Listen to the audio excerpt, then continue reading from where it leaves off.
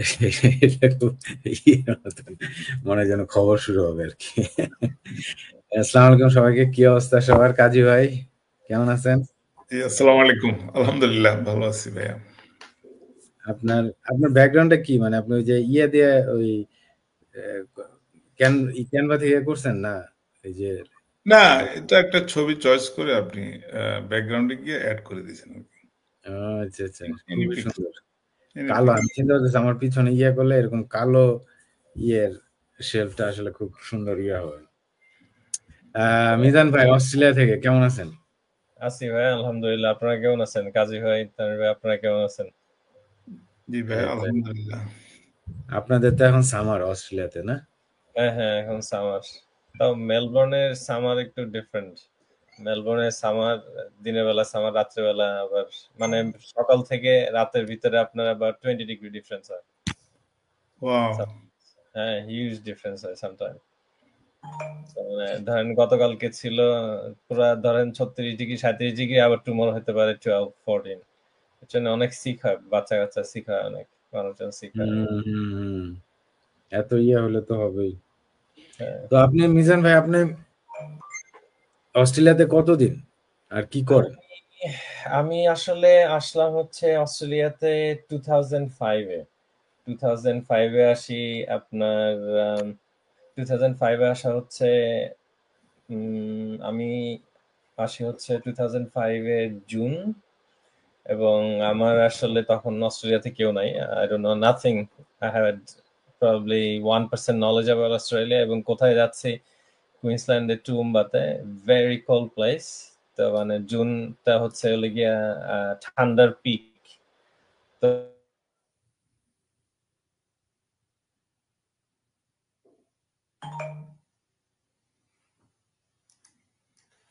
মিজান ভাইয়ের বোধহয় আজকে লাইনটা একটু ইয়ে, একটু আগে ওইরকম ইয়ে হয়েছিল। এনিওয়েজ কাজী ভাই বলেন তো আপনার আপনার এই বিজনেসের সবচেয়ে ভালো দিক আপনার কাছে কি মনে হয়? একটা একটা মনে করেন যদি চুজ করতে বলি, আমি জানি অনেকগুলো ভালো দিক আছে। আপনার কি মনে হয় কোনটা? আমার কাছে একটা দিক মনে হচ্ছে যে আমি মেন্টালি মেন্টালি খুব পিস আছি, যেটা আমার কোনো কিছুতে এর আগে জব করছি, ব্যবসা করছি, কোনোটাতে এরকম মেন্টালি পিস আমি ছিলাম না। এটা এটা হুম, অনেকগুলো কারণ থাকে, কিন্তু মেন্টালি পিস একটা আমি আছি যেখানে আমার মানে ধর্মীয় কোনো প্রশ্নের সম্মুখীন হব না আমি কিয়ামতের দিন, মানে ডে অফ জাজমেন্টে। এটা একটা বিশাল, মানে আমি মনে করি এটা সবচেয়ে বড় আমার জন্য। যে হুম, আমি কি হালাল আয় করতেছি, আমি কি ট্যাক্স ফাঁকি দিচ্ছি, আমি কি মিথ্যা কথা বলতেছি, এই জিনিসগুলো সবচেয়ে ভয়ঙ্কর জিনিস, যেগুলো মানুষ পাত্তা দেয় না, গুরুত্ব দেয় না। কিন্তু এগুলো আসলে সবচেয়ে বড় ইম্পর্টেন্ট আমাদের ধর্মের, যে এগুলারই জবাবদিহি করতে হবে আপনাকে মূলত। হুম, হুম, বিশ্বনবী সাল্লাল্লাহু আলাইহি ওয়াসাল্লাম আমাদেরকে শিখাইছে এই জিনিসটা, যে ওনাকে মানে সবচেয়ে খারাপ মানুষগুলো ওনাকে উপাধি দিছে আলামিন, হুম, বিশ্বাসী মানুষ, কোনো মিথ্যা বলতো না উনি। এবং ওনার মতো লোকের কাছে আল্লাহ পাক কোরআনটা রিভিল করছে। তো বুঝতে হুম, হবে যে কত, মানে একটা লোকের কোনো ইউনিভার্সিটি, বিশ্ববিদ্যালয় বা সর্বোচ্চ ডিগ্রি কোনো কিছু নেই, কিন্তু আল্লাহ কেন তার মধ্যে ওনাকে এই জিনিসটা দিল, এত দামি জিনিস, পৃথিবীর সবচেয়ে দামি জিনিসটা ওনাকে দিল। তার মানে হুম, এই জায়গাটা খুব ইম্পর্টেন্ট। তো এক্ষেত্রে দুনিয়াতে আমরা তো অল্প দিন আছি, আমরা যদি একটু হালাল খেতে পারি, একটু যদি হালাল খেয়ে যদি আমাদের জীবিকাটা ইয়ে করতে পারি, আমাদের ফ্যামিলিকে যদি আমরা ইয়ে করতে পারি, তো এটা একটা শান্তি। এই শান্তিটা আমি মানে প্রবাসে এসে এই শান্তিটা আমি অন্য কোথাও আমার খুঁজে পাই না। কারণ ওই শান্তি এখানে আপনি যেখানে যাবেন, কোনো না কোনো ভাবে আপনি অন্যের সাথে জড়াই গেছেন আপনি। হুম, হুম, হুম, ব্যবসা করেন, ওখানে হারাম হালাল ইস্যু আছে। ব্যবসা করতে গেলে ট্যাক্স ফাঁকি দেওয়ার ইস্যু আছে। ব্যবসা করতে গেলে মিথ্যা বলার ইস্যু আছে। তো এই জিনিসগুলো একটা ভয়ানক ইয়েতে দাঁড় দাঁড় হয়ে যায় আরকি আমার কাছে। সেজন্য আমি হুম। মনে করি এদিক থেকে আমি খুব মানে শান্তি প্রশান্তিতে আছি আরকি। এটা নিয়ে আসলে এটা নিয়ে একটা বিশাল একটা ইয়ে করা যায়। কারণ অনেকে মনে করে বা অনেকে বলেও যে আপনারা যে বলেন যে বিজনেসটা হালাল, এটা আসলে কিভাবে হালাল হইলো বা ইয়া হইলো। তো ওইটাই আসলে আরেকটা একদম ফুল একটা টপিক। আজকে আমি ওইটার ভিতরে বেশি যাব না। মিজান ভাইয়ের লাইন একটু ডিস্টার্ব করছিল। মিজান ভাই আসছে আবার। তো জি মিজান ভাই বলেন আপনার অস্ট্রেলিয়া কবে আসছেন? কি করতেন? এখন কি করেন? একটু কাহিনীটা শুনি। কাহিনী খুব একটা ইন্টারেস্টিং না, মানে যে আমরা প্রবাসীদের যেরকম লাইফ লং স্ট্রাগল যেটা চলতে থাকে এবং আজীবন চলতে থাকবে, সেটাই স্টোরি। 2005-এ আসা আমার অস্ট্রেলিয়াতে, আমি কুইন্সল্যান্ডে আসি এবং আমার কেউ পরিচিত ছিল না তখন। ইউনিভার্সিটি থেকে আমাকে পিক আপ করে এয়ারপোর্ট থেকে 135 কিলোমিটার দূরে ব্রিসবেন থেকে। আমি থাকতাম তখন আর কি টুম্বাতে, আসলে একটা ইউনিভার্সিটিতে পড়াশোনা করতে আসি।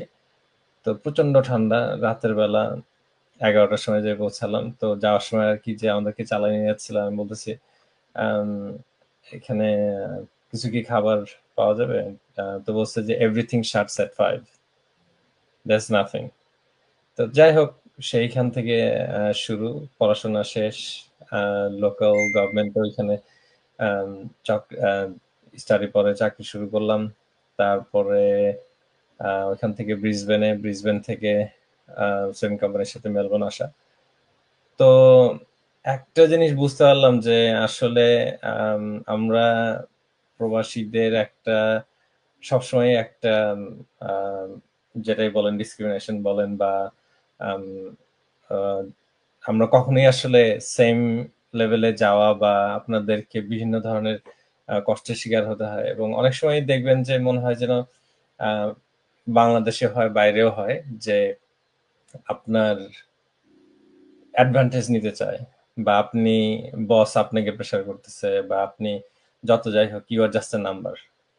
তো আমি যখন আমাদের যখন সেকেন্ড বাচ্চাটা হয়, আমার মনে আছে যে আমি সেই দিন আসলে হসপিটাল থেকে নিয়ে আসতেছি বাচ্চা এবং ওয়াইফকে নিয়ে আসতেছি। তো আমার তখন অ্যানুয়াল লিভ ছিল 2 উইকসের। তো আমার ফাইন্যান্সিয়াল কন্ট্রোলার আমাকে ফোন দেয়, মিজান কি অবস্থা কি অবস্থা? আমি বললাম এই তো বাসায় যাচ্ছি। আমার বস ছিল হচ্ছে একজন ইন্ডিয়ান বস। তো সেই আমাকে বলতেছে, আমার তখন আর কি দুইটা ব্রাঞ্চের ব্রাঞ্চ অ্যাকাউন্টেন্টস, আমার তো রেসপন্সিবিলিটি আছে, স্টক টেক আছে, ফাইন্যান্সিয়াল রিপোর্টিং আছে, সাবমিট করতে হয়। তা আমাকে ফোনে জিজ্ঞেস করতেছে, মিজান তুমি কবে সাবমিট করবা? তোমার একটা ব্রাঞ্চের রিপোর্ট একজন করতেছে, আর একটা ব্রাঞ্চেরটা তুমি কবে সাবমিট করবা? আমি বললাম আমি তো অ্যানুয়াল লিভ, আমি বাচ্চা নিয়ে হসপিটাল বাসায়ও যাই নাই, তার ভিতরেই আমার। তো পারলে আর কি এমন একটা অবস্থা যে আমি যদি ওই দিন মারাও যাইতাম, আমার মনে হয় লাশের গাড়ি দাঁড়ায় বলতো, মিজান রিপোর্টিংটা কি করছো? তুমি কবে করবা, কবে সাবমিট করবা? তোমার রিপোর্টিং তো করতে হবে, মাটির তলে যাওয়ার আগে তুমি রিপোর্টিংটা করে যাও। বুঝছেন, we are just a number. তো তখন আর কি আমার কাছে ব্যাপারটা খুব খারাপ লাগছে যে doesn't matter how much work you do, you are just a number. তো এই যে যাওয়া আসা একটা সাইকেল না, যে ঘুমের থেকে উঠলাম, ড্রেস আপ করলাম, কাজে গেলাম, আসলাম, 20 বছর, 25 বছর, 30 বছর will be exactly the same. What's the value? Your value is up to the paycheck to paycheck. That's it. আপনি এরপরে যা খুশি করেন, কোনো লাভ নাই। তানভীর ভাই আমাদের যে মিটিং এ বলতেছিলেন না যে আপনি স্যালারিতে যেতে চান না, কারণ স্যালারিতে গেলেই আর কি আপনাকে তখন আরো বেশি কাজ করতে হবে। এক্স্যাক্টলি। আমি উইকেন্ডে কাজ করতাম। আমার মনে আছে আমার বড় বাচ্চাটা যখন তখন আর কি এই কোম্পানিটার সাথে তখন আমার বড় বাচ্চাটা আর কি ও বিকালবেলা ওয়েট করতাম আমার জন্য, যে ড্যাডি কখন বাসায় আসবে, বাইরে খেলতে যাবে বা। তো এরকম একদিন হয়েছে স্টক টেক টাইমে 7টা 8টা বেজে গেছে, 2 দিন ও দরজা খুলে দরজার কাছে দাঁড়ায় থাকতো আর কি। সেকেন্ডে দেরি হয়েছে, থার্ড ডে সে দরজাটা পর্যন্ত খুলে নেয়, সে আমার দিক তাকায়ও নাই। তার মানে what's the difference I am making? Nothing. আমি যদি এই সবকিছু কেন করতেছি? আমার ফ্যামিলির টাইমের জন্য, ফ্যামিলির সাথে মেশার জন্য, কিন্তু হচ্ছে না। আমি মেলবোর্নে এসেও তাই, মেলবোর্নে এসে আপনার যখন আমি আমার ব্রাঞ্চে আর কি আমার কাজ করতে হতো, তো স্টক থেকে টাইমে আমি স্যাটারডে কাজ করতেছি, সানডেতে কাজ করতেছি। আমি no one's in the office. I'm the one with some few other staff members. I'm doing the stock take. তো এগুলো সবগুলো ভ্যালিডেট করতেছি, ম্যাচিং করতেছি, করতেছি। কি হচ্ছে? কোনো কিছুই হচ্ছে না। At the end of the day, it doesn't get even recognized. যে তোমার কি শুনতে হলো $10,000 stock difference. How is that possible? You have to reduce it. You have to reduce it to a generous number, $3,000 to $5,000. how do you do that? Do journal entries. So that's unethical. So আপনার এইসব দেখার পর আমার কাছে মনে হচ্ছে না, we have to do something, there has to be something.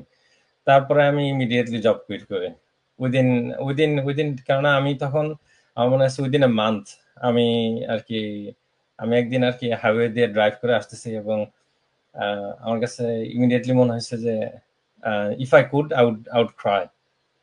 তো মানে এত স্ট্রেস এত কিছু নেওয়ার পরেও কোনো কিছু হচ্ছে না এবং নট রিকগনাইজড, এবং আমি এতটাই মেন্টালি প্রেশার ছিলাম যে আমার ওয়াইফ আমাকে বলছে যে তোমাকে দেখে তো অনেক টায়ার্ড মনে হইতেছে, এবং আমি ইমিডিয়েটলি তখন আর কি ডাক্তারের সাথে কনসাল্ট করার পর আমি বলছি আমার 2 weeks লিভ লাগবে। তারপরে immediately just on one fine morning I just woke up and said that's it, today is my last day, that's my resignation. But Mizan, listen, I said no if no buts, that's it, I had enough. And at that moment, at that point, I don't know what I'm gonna do, which office or what work I'm doing next day. এবং এটা হচ্ছে আমার business শুরু করার within 3 or 4 months পরে আমি আসলে জবটা কুইট করে দেন আমি স্টার্ট করি হচ্ছে আমি একটা জব করতাম তখন আর কি কাস্টমার সার্ভিসে ঢুকে যাই এবং আপনার তখন আর কি less then at least yes salary would be half, but I had the peace of mind, I had the, এবং আমার ওয়াইফ আমাকে একদিন বলতেছে যে Mizan you look 10 years younger। তো চিন্তা করেন কি পরিমাণ স্ট্রেসের ভিতরে ছিলাম যে তো আমার কাছে মনে হচ্ছে যে না, we have to make this business happen. And yeah, we stumble upon the ad from Kamal Nahar, and yeah, that's how we started. তো আমার কাছে মনে হচ্ছে যে দিস ইজ ওয়ে এমন কোনো কিছু পাই নাই, যে এমন কোনো জব নাই যতই করি যে আসলে that will be handed over to us next generation, and they don't have to start from the bottom. They will just continuing what the benefit that I was getting, they will just keep continuing. So আমার কাছে মনে হচ্ছে that is one of the biggest point, and আমার কাছে মনে হচ্ছে যে আমার রিটায়ারমেন্ট নিয়ে কোনো কিছু করতে হবে না। Hopefully inshallah everything will be all taken care of this business by this business. So এই হলো আমার জার্নি স্টার্ট করার। আচ্ছা আচ্ছা, আপনার এইখানে এখন এই বিজনেস করতে করতে আপনার কাছে মানে কি কিরকম মনে হয়, এই বিজনেসটার ব্যাপারটা আপনার কাছে কিরকম মনে হয়? আপনার জবের চেয়ে বিজনেসটার মধ্যে মানে অবশ্যই তো পার্থক্য অনেকগুলো আছে, কিন্তু আপনার কাছে কোনটা সবচেয়ে বেশি ভালো মনে হয়? আমার কাছে মনে হয় এই কারণে যে আসলে যে জবটা আমি এখন করি সেটা এখন ভেরি স্যাটিসফাইং। ইটস নট যে আমি জব যে খারাপ তা না, কিন্তু আমার জবটা স্যাটিসফাইং ইন দ্যাট সেন্স যে আমি আসলে পিপলকে হেল্প করতে পারতেছি, কারণ আমার কাজ হচ্ছে ইনজুর্ড ওয়ার্কারদের ক্লেম অ্যাকসেপ্ট করা বা ইনভেস্টিগেট করা। তো যেটা দিয়ে যে মেইন কোর স্যাটিসফ্যাকশনটা যেটা আসে যে that I am making difference to someone's life, the same আমার কাছে সেম জিনিসটা আমার কাছে মনে হয় যে not only me, I'm actually helping someone to get better life or better future, or at least I'm showing them the way that যে আসলে আপনি কোনো কিছু করতে পারবেন for your future এবং for your next generation। তা আমার কাছে মনে হচ্ছে এটা হচ্ছে সবচেয়ে কোর ইনার স্যাটিসফ্যাকশন যে জব এবং আমার বিজনেসের ভিতরে সিমিলারিটি, বাট ডিফারেন্স আমি বলবো যে আমার জবে যেমন 9 to 5 টাইম দিতে হচ্ছে, কিন্তু আমাকে আমার বিজনেসের টাইমটা দিতে হচ্ছে না। আমাকে আমি 2 hours or 1 hour sometime in the weekend put a bit of extra time, that's about it. So আমার বিজনেসটা আমাকে আসলে যেটা হেল্প করতেছে যে আমার ফিউচার গ্রোথের জন্য হেল্প করতেছে, কিন্তু আমার জবটা আমি আজকে ছেড়ে দিলে কালকে নাই, কিন্তু business will be there forever. আপনি তো অস্ট্রেলিয়াতে থাকেন, আপনার অস্ট্রেলিয়াতে আমাদের এই বিজনেসটার মানে বিজনেসটাকে অস্ট্রেলিয়ার মানুষ আপনার দেখা আশেপাশের ইয়েতে পায় যে এতদিন ধরে বিজনেসটা করতেছেন, অস্ট্রেলিয়াতে কারণ এখানে কিন্তু কানাডাতে এবং আমেরিকাতে আমাদের মোটামুটি বেশ ভালো ইয়ে প্রচুর করতেছে। আমেরিকা থেকে যত বেশি মানুষ এটা নিয়ে কথা বলতেছে, তত বেশি মানুষ এটা শুরু করছে বা বিজনেসটা করতেছে। অস্ট্রেলিয়াতে ওই হিসাবে আমরা এখনো মোটামুটি নতুন। অস্ট্রেলিয়ার বাংলাদেশীদের, কারণ ওইখানে ম্যাক্সিমামই দেখা যায় যে স্টুডেন্ট হিসেবে আসছে, যে আপনার মতো অস্ট্রেলিয়াতে বাংলাদেশি কমিউনিটির অনেকেই 10-15-20 বছর আগে এরকম স্টুডেন্ট হিসেবে আসছে, এখন আইটিতে জব করে বা ইঞ্জিনিয়ার বা ইয়ে। তো ওইখানে দেখা যায় অনেকে এই বিজনেসটাকে ঠিক বিজনেসের মতো দেখে না। In fact they try to just kind show it less as much as they can in so many various different ways. তো এরকম এই স্টেটমেন্টটা যে আমি এখন বললাম, এটা কি আসলে কতটুকু সত্যি, অথবা এরকম কি হয় কিনা আপনি জানেন? আসলে আমার কাছে মনে হয় যে অস্ট্রেলিয়াতে যারা আসছে তারা সবাই আসলে স্টুডেন্ট। মোস্টলি আমি বলবো 80% হচ্ছে বা 70% হচ্ছে যারা স্টুডেন্ট হিসেবে আসছে, স্টুডেন্ট হিসেবে এসে তারপরে কি স্টাডি করে তারপরে রেসিডেন্সি পাথ হয়ে দিয়ে আস্তে আস্তে এখানে ঠিক আছে। তো যে কারণে মোটামুটি সবাই একটা, আমার কাছে মনে হয় যে একটা জব জব করব, ডিগ্রি শেষ করব, একটা জব করব, সেটাই একটা মাইন্ডসেট থাকে। যে কারণে আসলে বিজনেস ওরিয়েন্টেড মাইন্ডসেট একটু কমই আছে আমার কাছে মনে হয়। এবং তাও যারা করতে চায় তারা মেইনলি আসলে প্রোডাক্ট বেস বা প্রোডাক্ট হিসেবে চিন্তা করে, মানে ট্রেডিশনাল বিজনেস, যে আমি একটা শপ খুলবো, আমি একটা কফি শপ দিব, that's the that's the traditional business thinking. But আমার কাছে মনে হয় যে Australia still a bit backwards in terms of online platform, digital platform, or digital business, digital marketing. Still new concept, but people slowly going ahead. তবে আমি বলবো যে অস্ট্রেলিয়াতে বাংলাদেশি ছাড়া যদি অন্যদের কথা চিন্তা করেন, তাহলে যেমন আমাদের সাথে অনেক অস্ট্রেলিয়ান আছে যারা করতেছে। এবং বাট মেইনলি আমি বলবো maximum percentage would be Vietnam, Philippines, তো অস্ট্রেলিয়ান, মানে যারা আর কি Australian, Vietnamese, Philippine, Australian, Bangladeshi, Indian, Australians and এবং লট অফ নর্মাল অস্ট্রেলিয়ানস করতেছে। আমি আমাদের সাথে ছবি টবিতে দেখতে পারবেন। তো they are growing definitely, but আমার কাছে মনে হয় স্লোলি পিপল আর লার্নিং।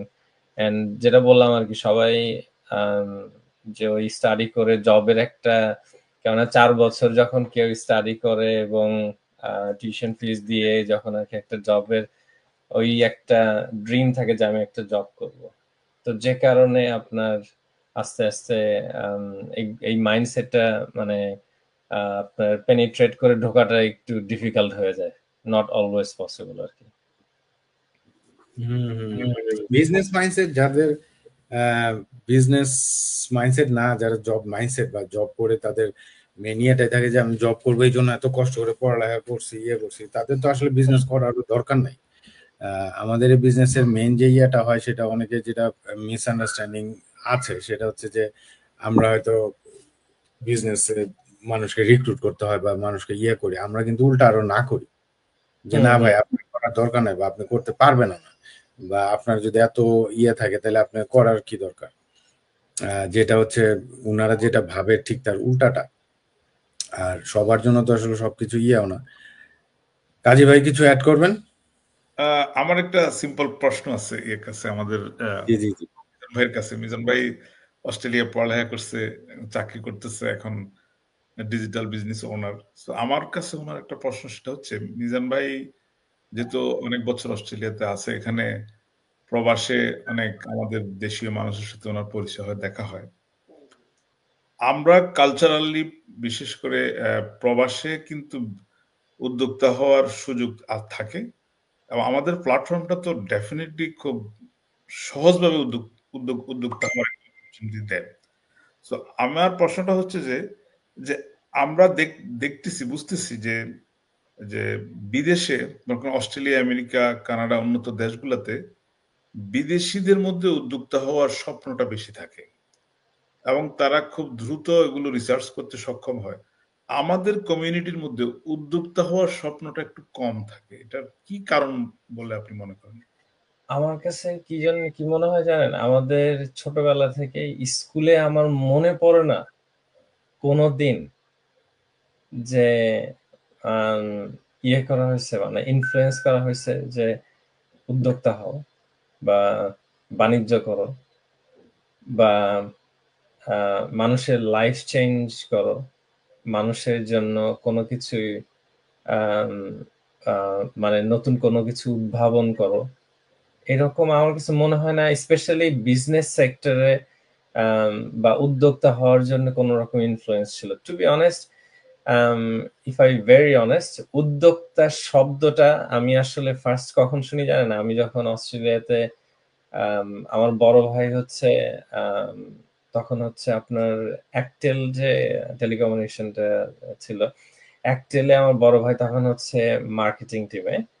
তো আমি তখন আর কি 2005-6-এ, এবং আমার বড় ভাই কিন্তু ফার্স্ট যেই উদ্যোক্তার যে প্ল্যানটা নিয়ে আসে, এটা আমার বড় ভাই নিয়ে আসে অ্যাক্টেলের, এবং এটা একটা রেড লাল রঙের একটা গেঞ্জি এবং পিছনে লেখা উদ্যোক্তা। এই গেঞ্জিটা আমার আমার খুব ফেভারিট একটা গেঞ্জি ছিল। আমার অনেকগুলো সোশ্যাল মিডিয়াতে অনেকটা ছবিগুলো আছে আমার। তো ওই উদ্যোক্তাটা আমি তখনই আসলে বাংলা ওয়ার্ডটা জানি যে উদ্যোক্তা, কিন্তু ইংলিশ ওয়ার্ডটা যেমন আমি যখন ঢাকা ইউনিভার্সিটিতে পড়ছি তখনই আমরা জানতাম যে এন্টারপ্রেনার্স জানতাম, কিন্তু স্পেসিফিক বাংলা শব্দটাই জানতাম না। তা আমার কাছে মনে হয়েছে যে যে এই যে উদ্যোক্তাটা এবং এই উদ্যোক্তা বানানোর জন্য আসলে আমাদের উদ্যোক্তা বানানোর কারিগর খুব কমই ছিল। আমার মনে হয় না আমরা যখন স্কুলে গেছি তখন কখনো আমার মনে হয় না যে তারা কোনো ট্রেন্ড আপ বা কোনো স্টোরি ইভেন এমফাসাইজও করা হয়নি যে তুমি বড় হয়ে কি করবা। বলতে তুমি ডাক্তার হবে অথবা ইঞ্জিনিয়ার হবে, আর প্রতিটা বাসাতেই একজন ডাক্তার একজন ইঞ্জিনিয়ার হইতে হবে, কারণ বাবা মা তুমি অসুস্থ হলে আমাদেরকে কে দেখবে, ফ্যামিলিতে একজন ডাক্তার থাকতে হবে। ঠিক কিনা? আমি কি ভুল বলছি? এক্স্যাক্টলি, মানে আমাদের আমাদের যে স্বপ্ন ওইটা লিস্টের মধ্যে উদ্যোক্তা বা এন্টারপ্রেনার হওয়ার কোনো ওই ভাই জায়গাটা লিস্টেই নাই, আউট অফ দ্য লিস্ট। লিস্টের মধ্যে নাই ওইটা আর কি। কারণ আমরা ছোটবেলায় যখন বড় হচ্ছি তখন আমরা ছোট ছোট প্রবাদ বাক্য শিখতাম। আমরা একটা শিখছি যে ছেঁড়া কাঁথায় বসে লাখ টাকার স্বপ্ন দেখিও না। আমাদেরকে হুম। স্বপ্ন দেখতে না করে দেওয়া হয়েছে ছোটবেলা থেকে। তো এখন আমি কেন ছেঁড়া কাঁথায় শুভ? আমাকে যদি উদ্যোক্তা হতে আমাকে ড্রিমই হইতে হবে, আমাকে স্বপ্ন আমি দেখবো, এটা আমার অধিকার। স্বপ্ন দেখান ছাড়া আপনি বড় হতে পারবেন না। স্বপ্ন আমার অধিকার, আমি দেখবো, আমি পড়ালেখা ভালো করব, স্বপ্ন দেখবো, আমি বড় হব, স্বপ্ন দেখবো, আমি উদ্যোক্তা হব, সমাজ সেবা করব, রাষ্ট্রের সেবা করব, এটা আমার স্বপ্ন। এটা আমাকে দেখতে না করে দেওয়া হয়েছে। আমার আমার কবিগুরুরা লেখছে যে ছেঁড়া কাঁথায় বসে লাখ টাকার স্বপ্ন দেখিও না। তো এটা কেন বলছে, কে বলছে আমি জানি না। এটা কি কোনো ষড়যন্ত্র কিনা তাও আমি জানি না, কিন্তু স্বপ্ন তো দেখতে হবে আপনাকে। স্বপ্ন আপনার অধিকার। আপনি স্বপ্ন না দেখলে উদ্যোক্তা কখনো হতে পারবেন না। আমাদের লিস্টে তো নাই। আবার ভুলে যদি কেউ এটা লিস্টে এসে যায়, এই জন্য আগে ভাগে বলে দেওয়া হয়েছে যে লাখ টাকার স্বপ্ন দেখিও না। আমি তো মনে করি আমার সন্তানরা লাখ টাকা না, কোটি টাকার স্বপ্ন দেখবে, মিলিয়ন ডলারের স্বপ্ন দেখবে। তারা বড় বড় স্বপ্ন দেখবে। তারা ওই ইয়ের মতো যে ওই চাঁদে যাওয়ার জন্য ইয়ে তৈরি করার স্বপ্ন দেখবে, বাংলাদেশে গিয়ে বড় বড় মসজিদ বানানোর স্বপ্ন দেখবে, বড় বড় কিছু করবে, মানে মুসলিম কমিউনিটিকে ভালো করার বড় বড় স্বপ্ন দেখবে। এখন আমি যদি ছোটবেলা থেকে বলি যে এটা দেখিও না, এটা তোমার কাজ না, এটা ওই যাদের চামড়া সাদা আমেরিকা থাকে, অস্ট্রেলিয়া থাকে, তারা করবে, এটা তো ঠিক না। আমরাই হুম। স্বপ্ন। তো এটা একটা দুঃখজনক। ইনফ্যাক্ট আমার কাছে মনে হয়েছে যে ছোটবেলায় আমার ভেগলি মনে আছে যে আহ, ও কি করে, ব্যবসা করে। ধুর, ব্যবসা মানুষ করে, ব্যবসায়ীদেরকে একটা নেগলেন্স, মানে নেগলেক্ট করা হতো। আমার কাছে মনে হয় যে সোসাইটিতেই আমরা বড়ই হয়েছি এইভাবে যে ব্যবসা, না না না, ব্যবসা করে তারা যারা চাকরি বাকরি কোনো কিছু খুঁজে পায় না, কোনো কিছু পড়াশোনা করে নাই, ছোটবেলায় কি স্কুল স্কুল পাশ করে নাই বা কলেজে যায় নাই, তারপরে ব্যবসা লাগিয়ে দিছে কারণ ফ্যামিলি নিড ছিল। আরে না, ওসব মানে যদি একটা ফ্যামিলিতে কেউ কারো মেয়ে যদি বিয়ের পাত্র হিসেবে খোঁজা হইতো, ব্যবসায়ী ওই লিস্টে থাকতো না। থাকতো চাকরি, কি গভর্নমেন্ট চাকরি করে, সেকেন্ড বা থার্ডে থাকতে হলে গিয়া প্রাইভেটে। ফার্স্ট হইতে হইতো ক্রাইটেরিয়া হচ্ছে ডাক্তার, ইঞ্জিনিয়ার, গভর্নমেন্ট চাকরি করে। রাইট। তো আমাদের তো ওই ছোটবেলা থেকে ব্যবসায়ী হতে পারবে না, ব্যবসায়ী সবকিছুতে নেগলিজেন্স করা বা নেগলেক্ট করা, আপনার উদ্যোক্তা বানানোর কোনো ইয়ে নাই। তো এইসব মাইন্ডসেট তো ছোটবেলা থেকে, যেমন আপনার যারা এখন মিলেনিয়াররা আছে তারা তো তাদের বাচ্চাদেরকে তো স্কুলে পাঠাতে চায় না ছোটবেলা থেকেই। তাদেরকে দেখবেন এখানে সাদাদের আম, সাদা চামড়ার মানুষ যেহেতু বললেন তাহলে বলি, সাদা চামড়ার বাচ্চাদেরকে দেখবেন স্কুল হলিডেতে কি করে, ওদেরকে বলে যাও তুমি ওই কি বলে কিছু একটা করে করো, যে হয় তুমি লেমনেড বানায় তুমি একটা লেমনেড স্ট্যান্ড দিয়ে আর কি তুমি করো, বা ললি বিক্রি করে। কেননা ইটস এ কনসেপ্ট, মানে তোমাকে আমি ছোটবেলা থেকেই করতেছি। তারপর অনেকে আছে ছোটবেলা থেকেই ব্যাংক অ্যাকাউন্ট খুলে দেয় এবং মানি ম্যানেজমেন্ট শিখায়, তুমি সেভিংস করবে কিভাবে, হাউ টু নট, কেউ আমরা বলি না যে how not to spend money, how not to spend money on unnecessary things, এগুলো আমরা কখনো শিখাই না। আমরা শিখাই, ও তুমি বাবা এটা কিনবা, তোমার ক্লাস 7-8 পরে তোমার একটা আইফোন 16 লাগবে, ওকে লেটস ডু ইট। আমি কি শিখাইতেছি এটা? আমি শিখাইতেছি হাউ টু ওয়েস্ট মানি। তোমার তো আইফোন 16 এর দরকার নাই, একটা ইয়ার 6 পড়ো। তো মানে আমরা মানি ম্যানেজমেন্ট নিজেরা কখনো শিখি নাই, বাচ্চাদেরকেও শিখাই না। আর স্কুলেও আই ডোন্ট নো, এখন তো তাও তো বাংলাদেশে হয়তো এখন অনেক প্রাইভেট স্কুল হয়েছে, জানি না এখন হয়তো এডুকেশন সিস্টেম চেঞ্জ হতে পারে, কিন্তু সেই ফ্রুটটা, উদ্যোক্তা মাইন্ডসেট, সেই ফ্রুটটা দেখতে হলে আপনার আরো 20 ইয়ার্স ওয়েট করতে হবে। বলে এখনো শুরু হয়েছে। এখন আমি জানি বাংলাদেশে এই যে কালকেও যে শারমিন আপু বলতেছিল যে এখন এখানে অনেকে আছে যে অনার্স মাস্টার্স একটা ভালো প্রাইভেট কোম্পানিতে 1 লাখ টাকার জব করতো বা 80,000 টাকার জব করতো, সে এখন নিজে নিজে মানে বাসার সামনে বা ইয়েতে আপনার এই যে পেঁয়াজু আর ইয়া বিক্রি করে এখন মাসে 3 লাখ টাকা কামায়। অনেকে আছে যে চা বিক্রি করে, সে মাস্টার্স পাস, ঢাকা ইউনিভার্সিটিতে মাস্টার্স করে সে ঢাকা শহরে চা বিক্রি করে 3 লাখ 4 লাখ টাকা ইনকাম করতেছে। এবং সে আমি ওর ইয়েটাও দেখছি, মানে খুবই গর্বের সাথে সে বলতেছে আমি আরেকজনের আন্ডারে কাজ করে ইয়ে করে 9টা 5টায় ঝুলে বাসে ঝুলে ঝুলে যায় ইয়ে করে মাসে 70,000 কামাই। আর এখন হচ্ছে আমি মাসে 2 লাখ 3 লাখ কামাই, তো কামাই প্লাস তার খুব গর্ব যে সে তার আন্ডারে 3-4 জন এখন যে কাজ করতেছে, যে 3টা ছেলে, হ্যাঁ, জাস্ট প্লেট আগায় দিচ্ছে, ইয়ে করতেছে, এই ছেলেগুলারও তো কর্মসংস্থান আমি দিতে পারছি। তো এই যে এই এই এইটার যে ফিলিংসটা আমাদের, এই যে কাজী ভাই যেটা বললেন না, এরকম অনেকগুলা ইয়ে আছে আমাদের ছোটবেলা থেকে যেগুলো করায়। আমাদের ছোটবেলা আমরা হাসলে বলতো এই বেশি হাসিস না, বেশি হাসলে কানতে হবে। আরে আশ্চর্য, বেশি হাসলে কানতে হবে কেন? ঠিক আছে। তারপরে হচ্ছে যে ওই যে ইংলিশে যেটা আরেকটা ইয়ে আছে, এটা বাংলা হলো যে আপনার যতটুক বড় কাঁথা তত ওইভাবে তোমার শুইতে হবে, মানে ইউ হ্যাভ টু অ্যাডজাস্ট। তোমার কাঁথাটা যত বড়, পাটা গুটায় তোমার কাঁথার মধ্যে ওই ইয়াতেই তোমার ব্ল্যাঙ্কেট অনুযায়ী তোমার শুইতে হবে। এর চেয়ে বেশি ওই যে অনেকটা ছেঁড়া কাঁথার ইয়ের মতো, যে এর চেয়ে বেশি তুমি স্বপ্ন দেখো না। এরপর আমার চাচা খালু এরা যখন বাসায় আসতো, যদি বলতো যে তুমি কি হবা, আমি ডাক্তার হতে চাই, বাবা সাব্বাস বাঘের বাচ্চা। আর আপনি যদি বলেন যে আমি ক্রিকেট খেলতে চাই, তাহলে তো কাম সারছে, নষ্ট হয়ে গেছে ছেলেটা। তো এই ধরনেরই আমাদের ছোটবেলা থেকে এখনো আছে, বাট চেঞ্জ হচ্ছে খুবই ভালোভাবে চেঞ্জ হচ্ছে, এবং এটা হচ্ছেও এই সোশ্যাল মিডিয়ার কারণে। ঠিক আছে, সোশ্যাল মিডিয়ার মাধ্যমে যেমন এখন আজকে থেকে 20-30 বছর আগে মিলিনিয়ার বলতে আপনার 60-70 বছরের বয়স্ক মানুষ ছাড়া আপনি মিলিনিয়ার দেখতেন না। দাড়ি দুড়ি পাকা থাকবে, স্যুট টুট পরা থাকবে, এরা হচ্ছে মিলিনিয়ার। এখন 16-17 বছরের 18-19 বছরের ছেলেরাও মিলিনিয়ার। ঠিক আছে, এই অনলাইনে এই সোশ্যাল মিডিয়াকে কাজে লাগায়, তাই তো। তো এইগুলা দিয়ে এখন সম্ভব, এখন আর আগের ইয়াটা সম্ভব না। এখন তারপরও একটা ইয়ে আছে যে ওকে তাহলে কি আপনারা পড়ালেখা করতে না করতেছেন, বা আপনারা একেবারে কত বড় বড় পণ্ডিত 3 জন এনে বসছেন যে পড়ালেখা করার ইয়ে, ওরকম আমরা কেউ কিছু বলতেছি না। শিক্ষাটা অবশ্যই দরকার, পড়ালেখাটাও দরকার, 2-2 4 যে হবে এটা তো আপনার বুঝতে হবে, তাই না? কিন্তু এন্টারপ্রেনারশিপ যে ব্যাপারটা, এইটা আমাদের দেশের অনেকেই করতে চায়, জাস্ট আমাদের সিস্টেমের কারণে আমাদের দেশে যেভাবে ইয়ে করা, সামাজিক অনেক বাধা, অনেক প্রতিবন্ধকতা আমাদের এন্টারপ্রেনারশিপ টা পার্সু করার জন্য। ওই ক্ষেত্রে হচ্ছে আমাদের এই যে অনলাইন বিজনেস বা আচ্ছা যাই হোক, এখানে আবার আমি একটা কথা বলবো, অনেকে বলবে যে বিজনেসটা কি, সেটাই তো বলেন না। বিজনেসটা কি সেটা জানার জন্য আপনার 90 মিনিটস আমাদের ফ্রি ওয়েবিনার আছে, ওইটা গিয়ে আপনারা দেখবেন। বিজনেসটা কি এটা এখানে আলাপ করার জন্য আসি না। আমরা এই আলাপ এখানে জাস্ট ইন্সপায়ার করা অ্যাকচুয়ালি যে there are some ways to actually succeed in life. কারণ খালি ডাক্তার হলে আমি কত চোর ডাক্তার দেখছি, কত ডাক্তার আছে যারা চোর, আবার কত ইঞ্জিনিয়ার আছে 2 নাম্বারই ভাবে টাকা পয়সা ইনকাম করতেছে, ঠিক আছে। আবার এরকম অনেক ব্যবসায়ীরাও আছে 2 নাম্বারে, এখন এক্সপায়ারি জিনিসপত্র বিক্রি করতেছে, ঠিক আছে, আপনার ওজনে কম দিতেছে, এরকম আছে না। তো সব জায়গাতেই সব ইয়া থাকে যে শিক্ষা খালি এমবিবিএস পাস করলেই যে বা মাস্টার্স করলে বা পিএইচডি করলেই যে ভালো মানুষ হবে তা না। ভালো মানুষ হওয়াটা খুব ইম্পর্টেন্ট। আর ওই যে একদম কাজী ভাই শুরুর দিকে যেটা বললো যে হালাল ভাবে উপার্জন করার যে ব্যাপারটা, সেইটা অনলাইনে এবং এখনকার সময়ে অনেক রকমের, শুধু এই বিজনেসটা যে তা না, অনেক রকমের সুযোগ সুবিধা আছে করার জন্য। তো আমাদের এই ধরনের অনুষ্ঠানগুলো বা এই ধরনের ইয়েগুলো আমরা ওই জিনিসগুলো সম্বন্ধে একটা মানে YONO in a bigger picture যে আলোকপাত করা বেসিক্যালি আমাদের বিজনেসটা কি কিভাবে হয় না হয়, এগুলো আপনারা সব ওই 90 মিনিটস ওয়েবিনারে গিয়ে ইনশাআল্লাহ আপনারা দেখতে পাবেন। তো anyways thank you so much আজকে সবাইকে।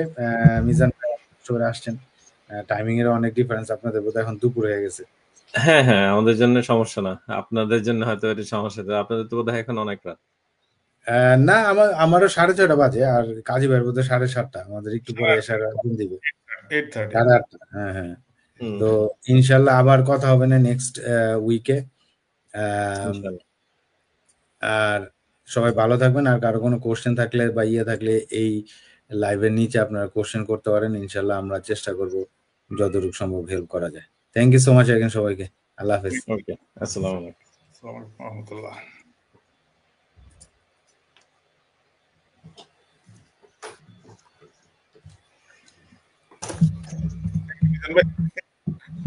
নামাজের সময় গেছে, ভালো থাকবেন। ওকে, হ্যাঁ ঠিক আছে, আসসালামু আলাইকুম, বাই।